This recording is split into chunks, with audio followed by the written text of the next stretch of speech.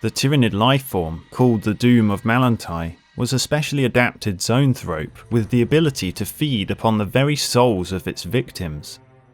It was first encountered by the ancient race of the Eldari in the late 41st millennium, and played a pivotal role in the destruction of the entire population of the Craftworld Malantai, from which the horrifying creature is named after.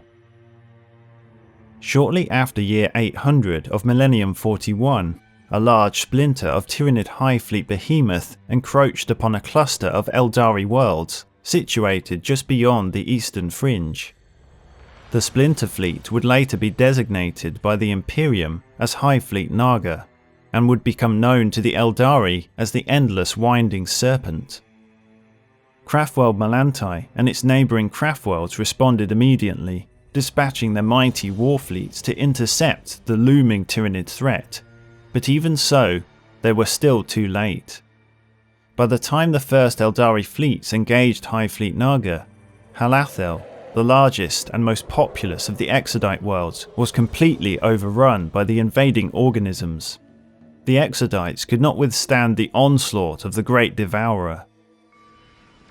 As further reinforcements from Iyanden arrived, the larger bioships were assaulted from the inside via a series of successful boarding actions. Though many Eldari lives were lost, including hundreds of ghost warriors, the immense vessels were finally destroyed. With their demise, the smaller Tyranid vessels flew into an uncoordinated frenzy and were easy prey for the advanced weaponry of the Eldari Starfleet.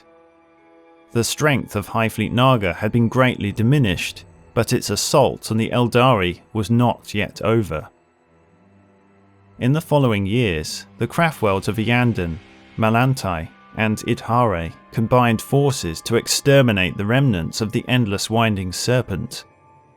They fought hundreds of battles against the Tyranids, both in the cold darkness of space and amidst the horror of partially digested worlds.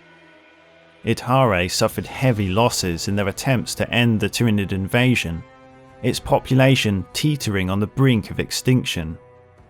Malantai, however, would suffer a fate far worse. The Eldari legend of the Doom of Malan'tai refers not only to the tale of an entire Craftworld's death, but also to the monstrous Tyranid creature that caused it. To the Eldari, the two are the same. The limited records available describe of a Tyranid creature like no other, a beast that gorged not upon living flesh, but on the very life force of its victims, stripping them of their souls to leave only emptiness in its wake. The Doom of Malan'tai was another adaptation of the zoanthrope strain, with an oversized cranial capacity protruding from the back of its oddly shaped skull. Its relatively frail physical appearance concealed its true horror. The fall of the Craftworld began when a single, wounded bioship invaded Malantai's outer perimeter and crash-landed on its surface. The Eldari defenders had no idea of the true threat lurking deep within the alien hive ship. As the hulking Tyranid monsters began rampaging through their home, the Eldari forces were heavily preoccupied and failed to realize the events unfolding in the background.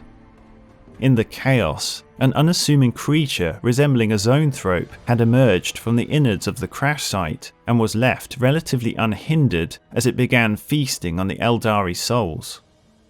As it fed, the Doom of Malantai's power grew, the absorbed life energy enhancing its fearsome psychic might with each passing minute. As the battle was faring poorly, all hope was then lost once the immensely powerful creature had gorged on the spirits of the Craftworld's Infinity Circuit. The sudden surge in power expanded the zoanthrope's brain to grisly proportions. By this point, the Tyranid was nigh unstoppable, possessing the power to melt Eldari warriors, crumple Wraithbone war constructs, and shatter towering spires with cataclysmic bolts of psychic energy. The few remaining Eldari survivors had no choice but to abandon Malantai to its inevitable fate. The Craftworld would be found adrift in space many Terran years later by the Grey Knights of the Imperium. The remains of Malantai resembled nothing of its former splendour, and had been reduced to a cold, lifeless husk. There was no sign of the mysterious creature that had brought about its destruction. It's possible that the Doom of Malan'tai had absorbed too much power for it to control, overloading its brain, causing it to die in an explosion of warp energy. It may also be possible that the dreaded Zoanthrope survived, returning to the hive mind to await the time when it can be unleashed once again to bring about the same doom to the next unfortunate victims of its unrivaled psychic might.